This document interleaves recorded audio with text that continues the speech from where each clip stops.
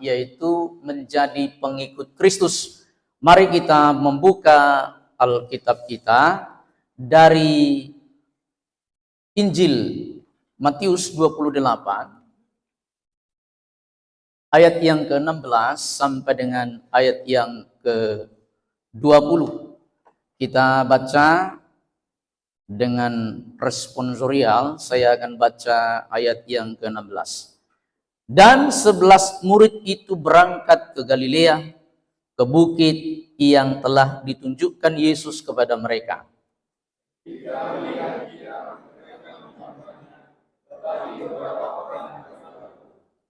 Yesus mendekati mereka dan berkata, "Kepadaku telah diberikan segala kuasa di surga dan di bumi.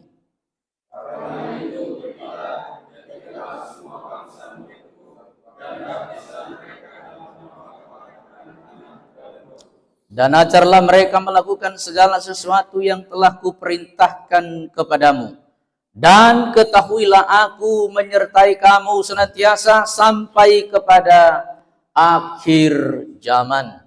Demikian firman Tuhan. Bapak Ibu, diberkatilah orang yang membaca, merenungkan, terlebih lagi melakukan firman Tuhan. Tuhan berkati kita semua. Sekali lagi, shalom. Sehat semuanya? Yang sebelah sini sehat? Ini tanggal berapa ini? Tanggal muda, ya kan? Di tengah-tengah sudah gajian belum? Sudah ya? Masih ada? Masih ya? Masih banyak ya? Sebelah sini juga sehat? Sebelah sana sehat? Puji Tuhan, ya sehat semua. Baik, pada pagi hari ini kita mengusung sebuah tema, yaitu menjadi pengikut Kristus. Kata kunci di sini adalah pengikut. Dalam bahasa Inggris disebut follower.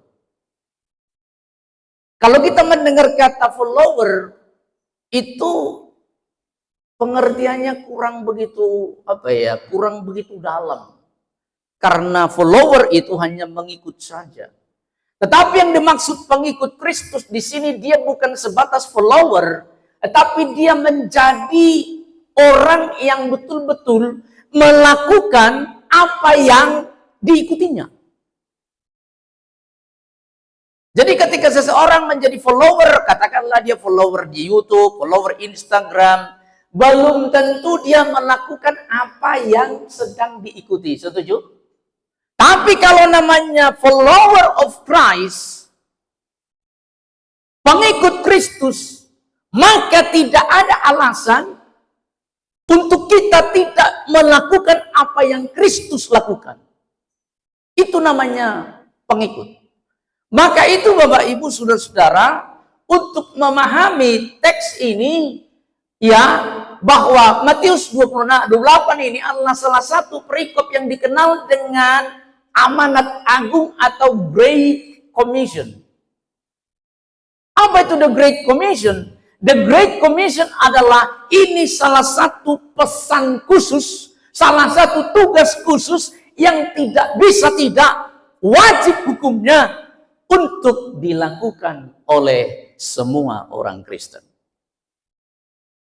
Ketika kita berkata, aku inilah pengikut Kristus, berarti mau tidak mau, engkau bukan hanya sebatas follower, tetapi engkau melakukan yang namanya the Great Commission, tugas yang besar, tugas yang khusus, yang Yesus sampaikan sebelum beliau terangkat ke surga.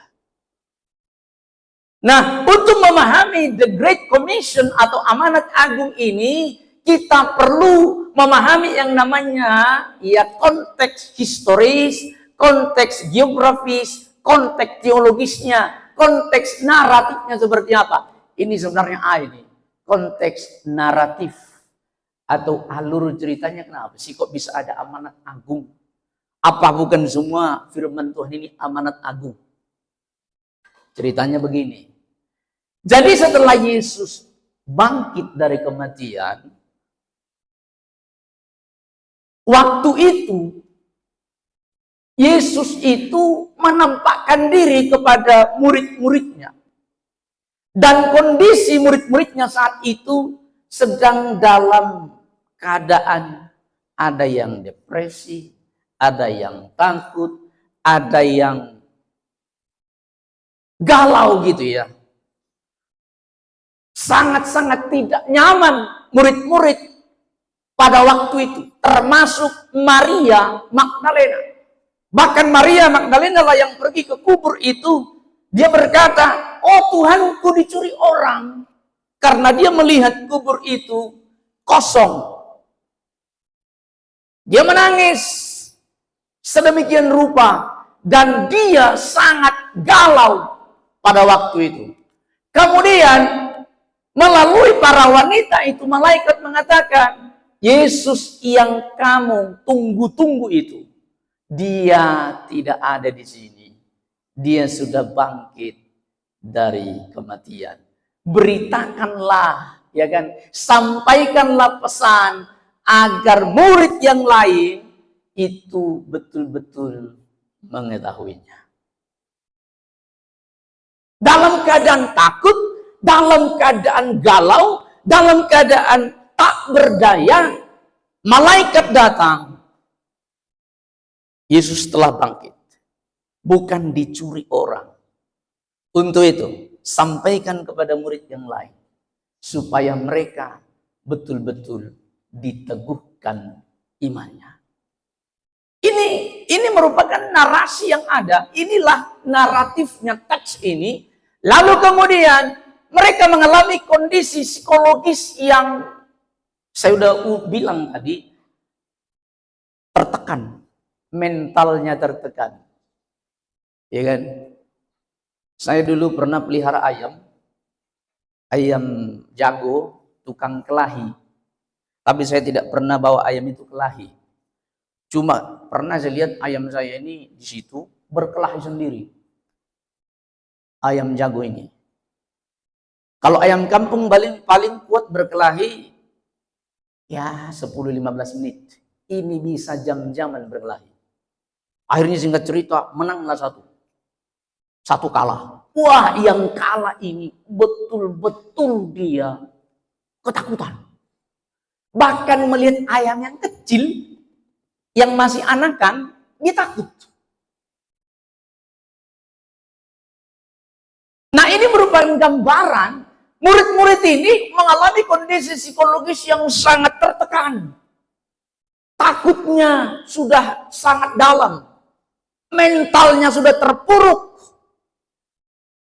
Nah, di sini Yesus mengatakan, malaikat berkata, Yesus tidak ada di sini, dia sudah bangkit. Bahkan ada seorang murid yang bernama Yudas Iskariot, dia sudah bundir. Tahu bundir? Bunuh diri, gantung diri, kemudian gantungannya lepas, jatuh, perutnya kena benda tajam, sobek perutnya, matilah dia.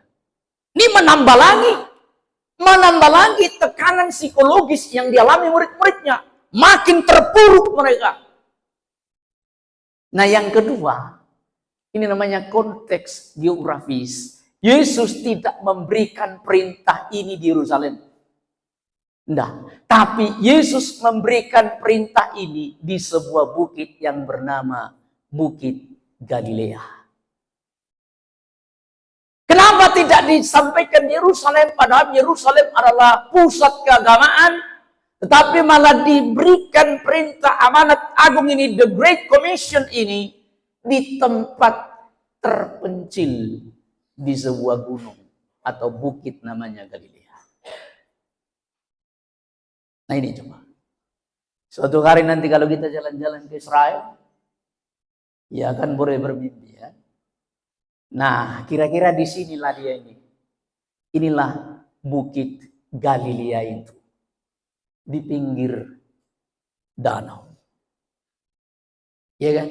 Nah, kemudian Galilea adalah tempat di mana Yesus pertama kali memanggil muridnya. Disitulah Simon Petrus dipanggil. Disitulah Andreas dipanggil. Ketika mereka sedang apa? Menjala ikan. Dipanggil. Hei Simon, maukah engkau mengikut aku?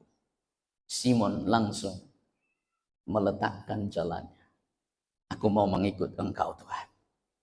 Di Galilea. Kemudian di Galilea inilah juga bangsa-bangsa lain, ya, dalam sejarah Israel dicatat, ia merupakan perbatasan yang dihuni oleh banyak orang non-Yahudi. Disitulah. Jadi maksudnya kenapa harus di Galilea? Itu artinya bahwa Injil itu tidak hanya terbatas pada orang Yahudi. Injil itu harus menjangkau seluruh muka bumi, termasuk sampai kepada kita. Amin, Bapak Ibu. Inilah pengertian Galilea. Galilea ini merupakan suatu tempat yang memiliki makna bahwa Injil bukan terbatas, bukan eksklusif kepada orang-orang Yahudi, tapi Injil itu harus disampaikan ke seluruh muka bumi, harus disampaikan kepada seluruh umat, supaya orang-orang percaya kepada Yesus. Dikatakan dalam firman Tuhan, setiap lidah mengaku Yesus Kristus adalah Tuhan, maka dia diselamatkan. Setuju Bapak Ibu? Inilah yang Yesus ingin sampaikan. Mulai misi global itu dari Galilea mempertegas bahwa Injil tidak lagi eksklusif untuk orang Yahudi saja, melainkan untuk seluruh dunia. Makanya dikatakan di situ, pergilah, jadikanlah semua bangsa, all the nation, to be disciples.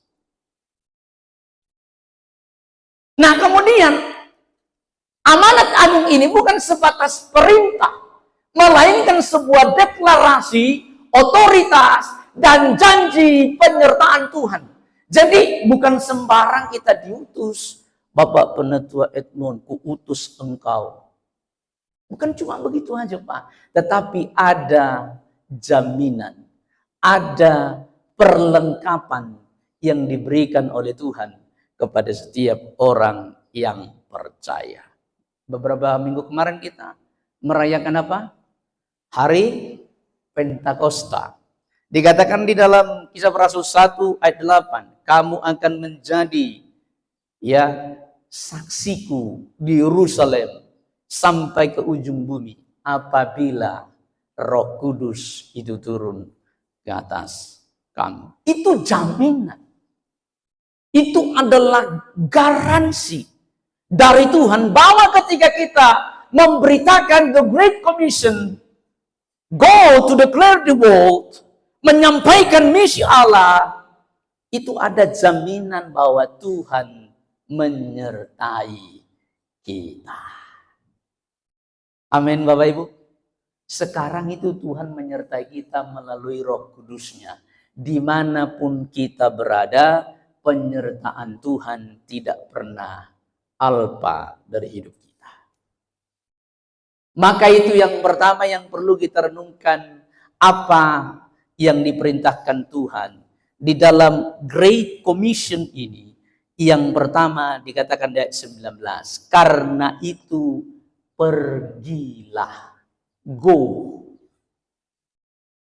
Tanggung jawab kita sebagai orang Kristen, seorang murid Tuhan, tidak boleh pasif, hanya diam menunggu orang datang. Tetapi kita harus menjadi aktif. Kata pergilah itu disebut dengan proutentes dalam teks bahasa asli, yang artinya harus pergi menjalani perjalanan kehidupan. Untuk apa? Menyampaikan amanat agung Tuhan dimanapun kita berada. Ketika engkau di pekerjaan, berarti engkau diutus ke situ. Diutus ke pekerjaan untuk apa? Menyampaikan Injil kepada banyak orang. Nah, ini menjadi perdebatan, Pak Pendeta, gimana sih? Ini kan bangsa kita Konoha ini. Gak bisa sembarang menginjil. Nanti kalau menginjil yang datang bukan lagi orang datang terima, tapi yang datang apa? Yang datang ancaman. Gimana Pak Pendeta? Apakah masih relevan ini untuk di Indonesia? Kita mungkin bertanya-tanya seperti itu. Iya kan?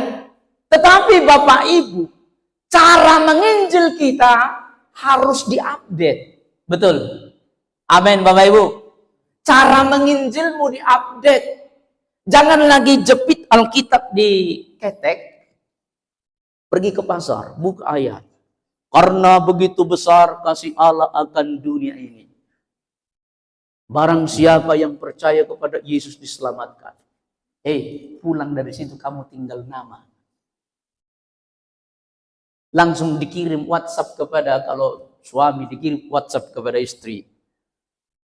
Ibu yang terkasih, bapak atau suami Anda telah pergi selamanya. Kenapa? Karena dia memberitakan Injil di pasar, buka Alkitab. Selesai kau. Makanya cara menginjil kita harus diupdate. Jadilah menjadi saksi apa? Melalui kehidupan. Ketika engkau diutus, hei Bapak Sultan Butar-Butar, pergi jadi saksi. Apa itu maksudnya? Jadilah engkau menyaksikan hidup di dalam Kristus kepada orang lain. Gimana ketika kerja, orang tipu-tipu, ikut tipu enggak?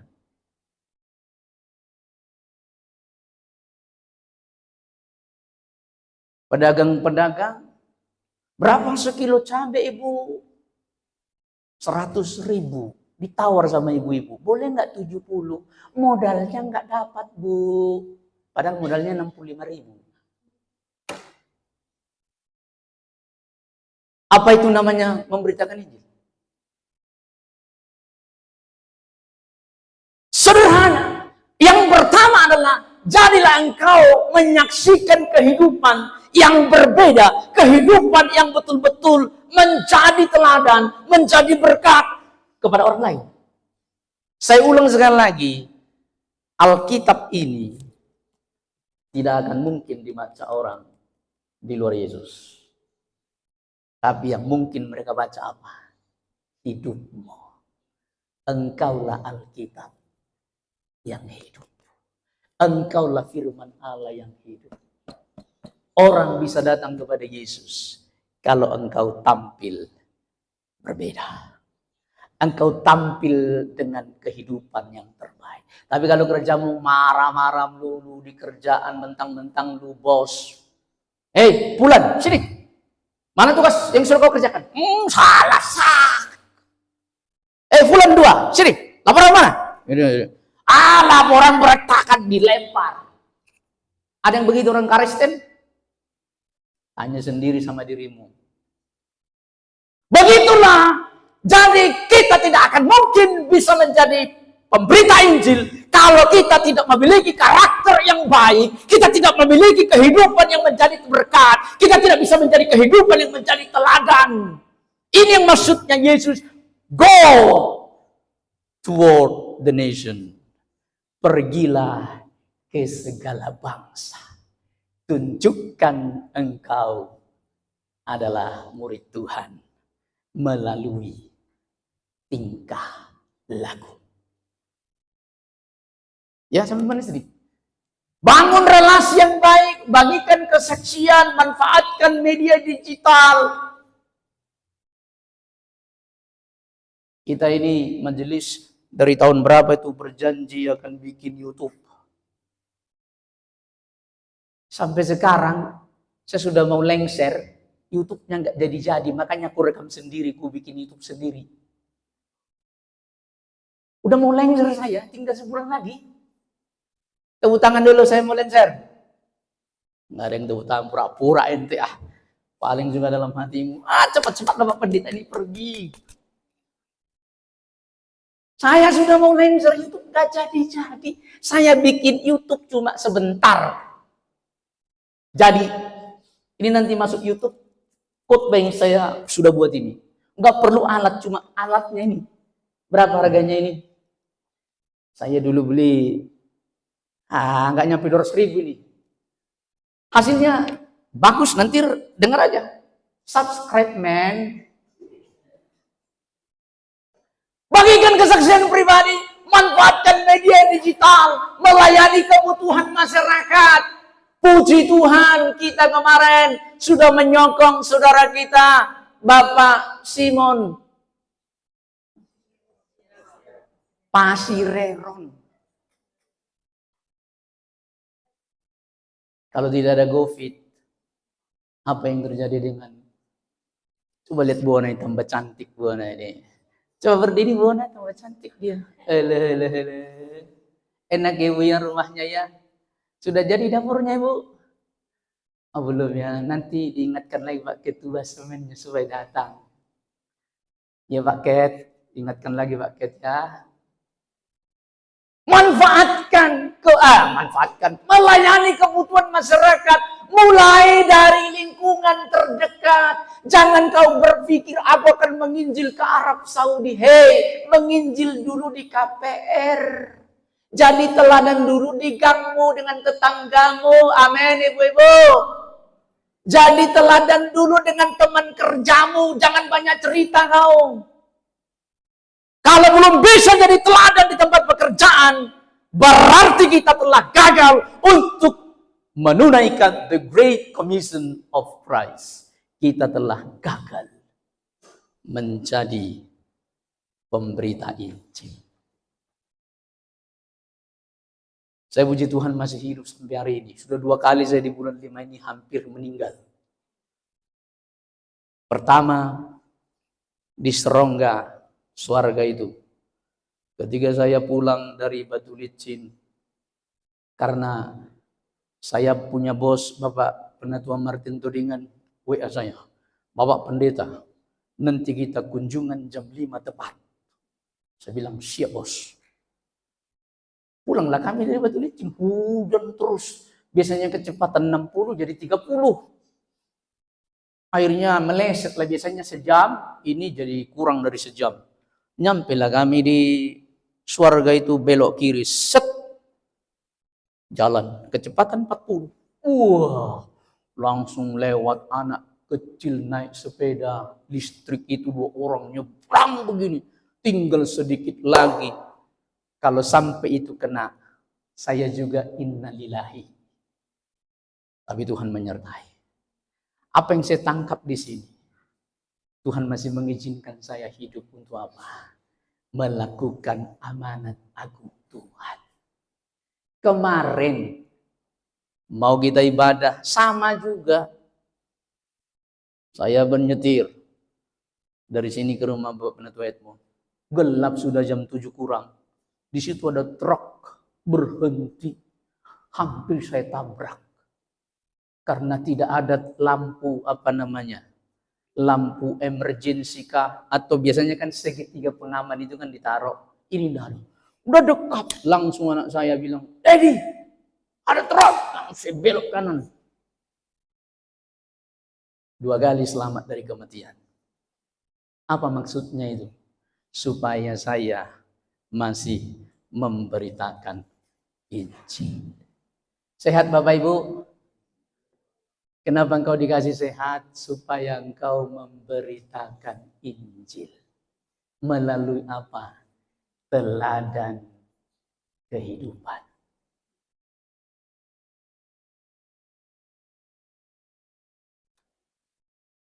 Ada sebuah lilin kecil. Habis seorang anak merayakan ulang tahun. Kemudian sisalah lilin ini. Kemudian dimainin sama anaknya lilin ini. Ya kan, dinyalakan di tempat gelap. Sampai mereka main-main. Kemudian seorang kakaknya datang. Hei dek, kenapa kau main lilin? Kata adiknya ini kepada kakaknya. Bang, saya tidak main lilin. Saya sedang melihat lilin ini menyala. Kamar yang gelap jadi terang.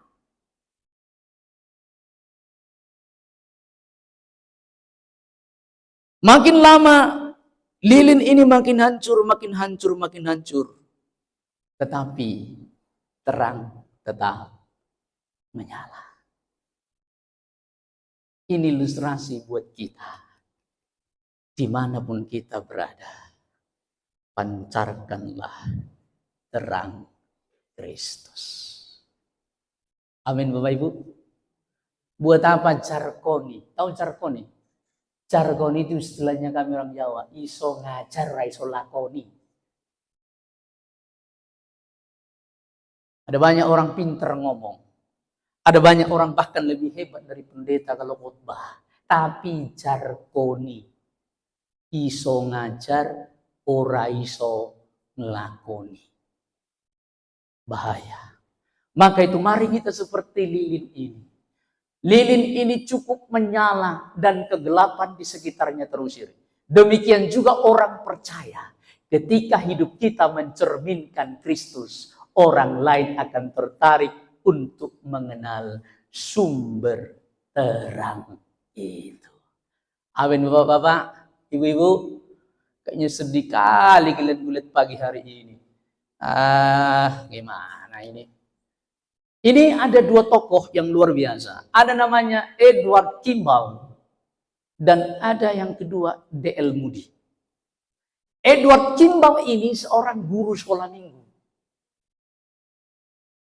Guru sekolah minggu ini Pak. Dia biasa ngajar di gereja. Tapi suatu ketika dia pergi menemui seseorang yang bernama D.L. Moody. Ini bukan orang Kristen. Ini non-Kristen.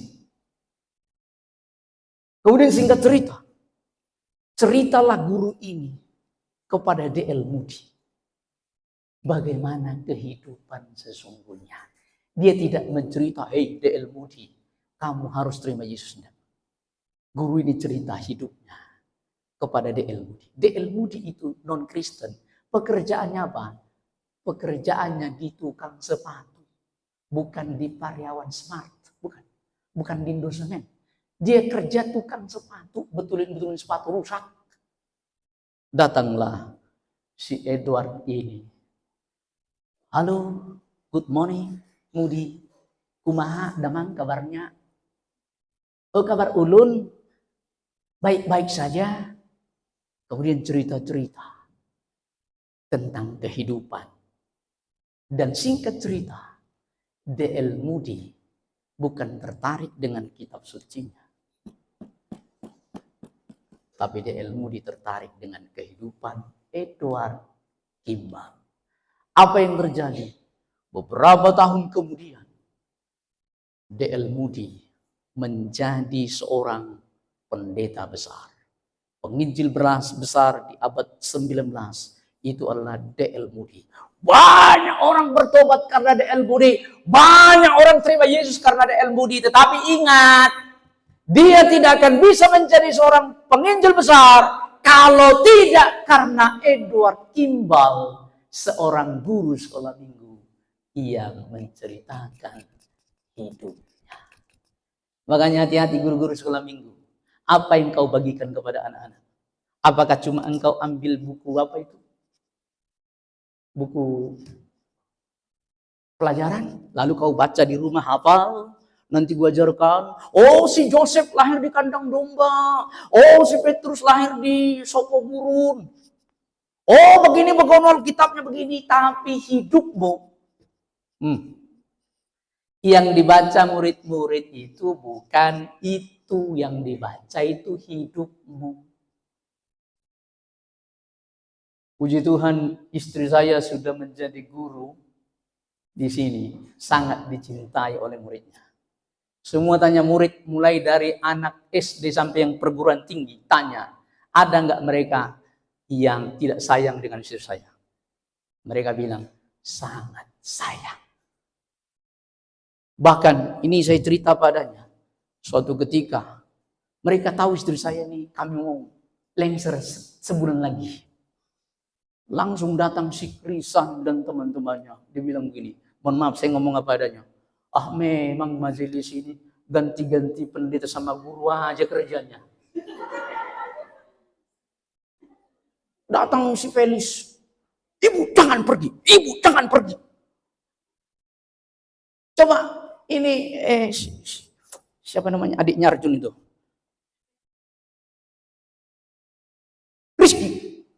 Rizky nih sekolah minggu sampai sekarang dia kamu sekolah minggu. Tapi dia, ibu, janganlah ibu tinggalkan kami, ibu. Kalau saya nggak percaya, tanya mereka. Jangan ya bu ya, tinggalkan kami ya bu. Kenapa bisa begitu? Survei membuktikan istri saya jadi guru teladan. Tepuk tangan buat istri saya. Pertanyaan saya, apakah Anda guru-guru sekolah minggu jadi teladan bagian anak? Jangan-jangan kau dibenci anak-anak. Oh kalau dia nggak, aku mau sekolah minggu. Guru ini, guru itu, guru ini. Perhatikan baik-baik.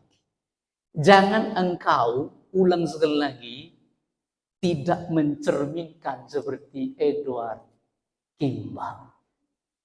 Edward Kimball menjadi teladan bagi D.L. Moody. Nama Tuhan dimuliakan.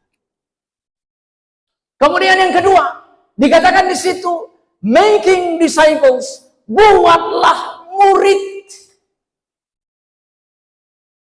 Pertanyaan lagi, gimana kami mau bikin murid? Kami ini kan ibu-ibu rumah tangga. Saya ini bukan pendeta. Saya ini bukan majelis, ibu rumah tangga, coy. Saya ini orang biasa. Gimana saya mau melatih murid? Saya aja nggak pernah di training jadi memuridkan. Iya kan? Tugas seorang murid bukan sekedar mencari pengikut, penonton, atau membuat orang berpindah agama secara formal, melahirkan murid yang baru. Saya mau kasih tahu, ini kembali lagi bukan soal intelektual, tapi soal relationship with other, hubungan dengan orang, hubungan keteladanan. Fokus pelayanan adalah relasi, hubungan, di mana seorang Kristen membimbing orang lain agar bertumbuh dalam iman melalui karakter yang ditunjukkan kepada orang lain. Itu namanya make disciples, membuat murid. Sharingkan hidupmu, bagikan kehidupanmu kepada orang-orang sehingga orang-orang mengenal Yesus. Ada sebuah kisah, katakanlah nama pemuda, ya ini dulu ya, kita lewati aja ya. Ini sudah tahu ibu-ibu. Ada sebuah kisah, ya kisah anak muda 2 orang. Katakanlah satu namanya Togar, sama lagi namanya Daulat. Saya kasih nama di kampung saya, nanti kalau dikasih nama kalian nanti protes pula. Jadi saya kasih, di sini ada nama Togar, nggak ada. Daulat, nggak ada. Kemudian si Togar ini pemuda yang sangat soleh, sangat baik. Dia juga terpilih jadi ketua pemuda berulang-ulang. Kenapa? Karena kesabarannya, kebaikannya mirip-mirip seperti Penatua Edmund lah. Kan 11-12. Si Togar masih 11, Pak Penatua pun 12. Sabar sekali si Togar ini. Kemudian diajarilah tadi si Daulat ini. Daulat, kamu kan muda-mudi di gereja. Iya, harus begini loh kehidupan kita. Salah satu ayat firman Tuhan, kalau engkau ditampar pipi kanan, berilah pipi kiri. Kata si Togar kepada si Daulat. Si Daulat bilang, sulit itu bang. Tapi itu ajaran Yesus, kata si Togar. Untuk itu tidak boleh tidak, harus dipraktekkan.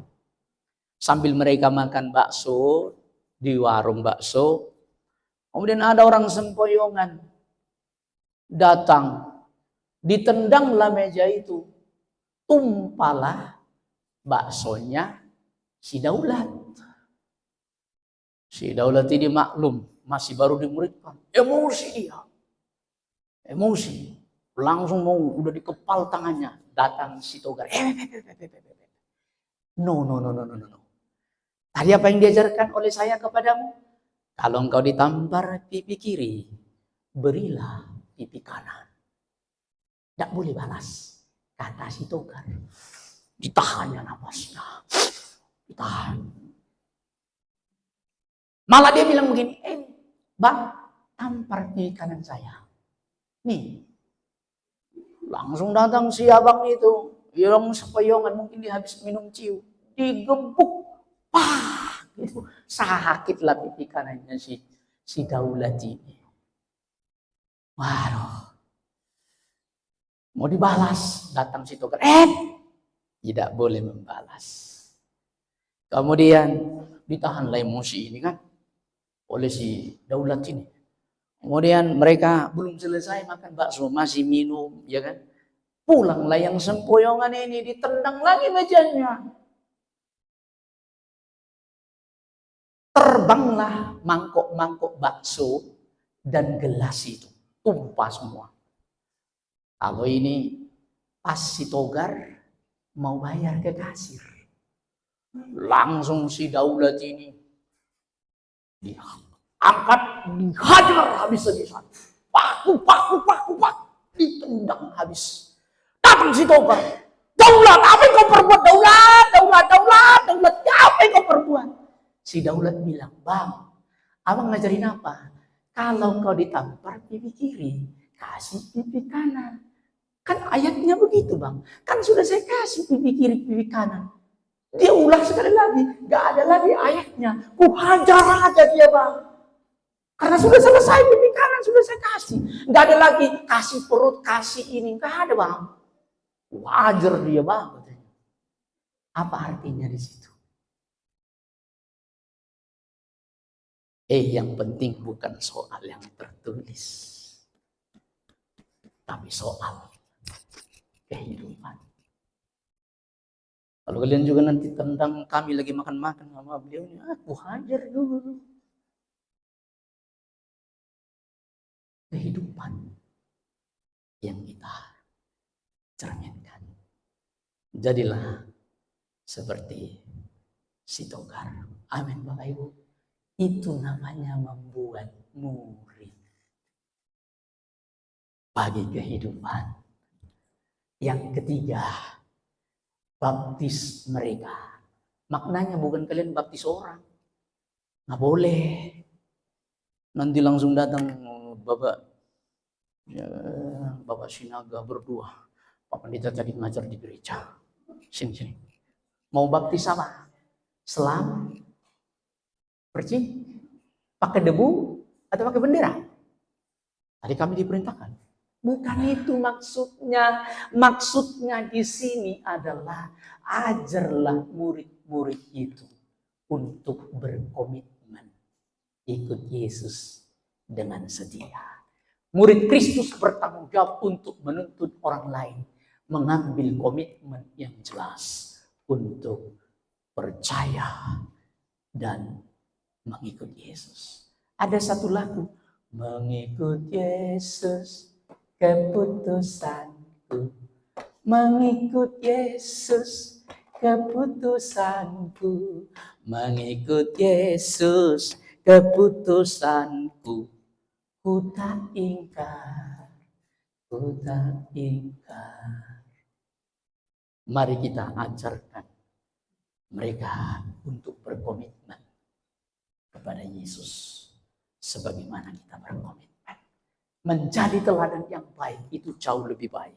Mengenalkan kasih Allah jauh lebih luar biasa. Mendampingi mereka dengan sabar seperti si Togar mendampingi si Daulat. Tahu namanya Chris John?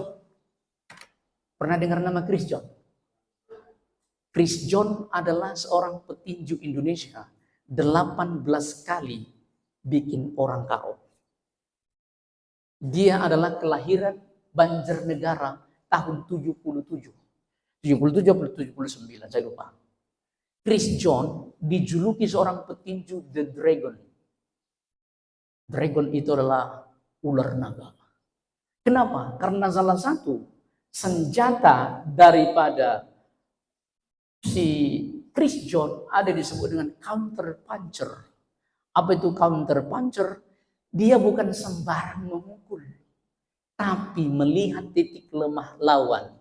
Ketika dia melakukan kesalahan, di situ menghajar. Singkat cerita, Chris John, the legend of boxer, legenda luar biasa. Dulu kalau Chris John mau apa? Mau bertinju malam minggu, biasanya bertinju. Wah, saya pasti nonton itu dulu.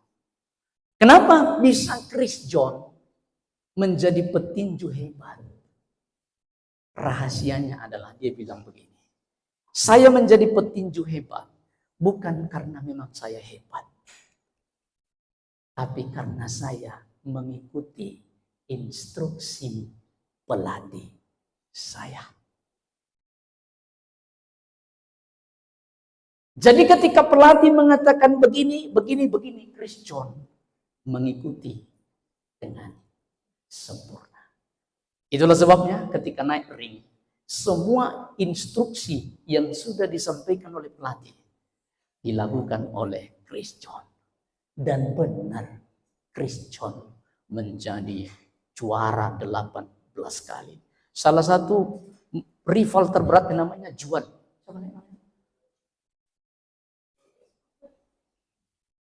Juan siapa tadi? Pokoknya Juan lah. Juan. Nah, yang terakhir, mari kita mengajar orang untuk menaati sebagaimana kita telah menaati. Tuhan Yesus memberkati. Jadilah menjadi pemberita-pemberita Injil yang memberitakan kehidupan yang engkau miliki sepanjang engkau mengiring Tuhan. Tuhan memberkati.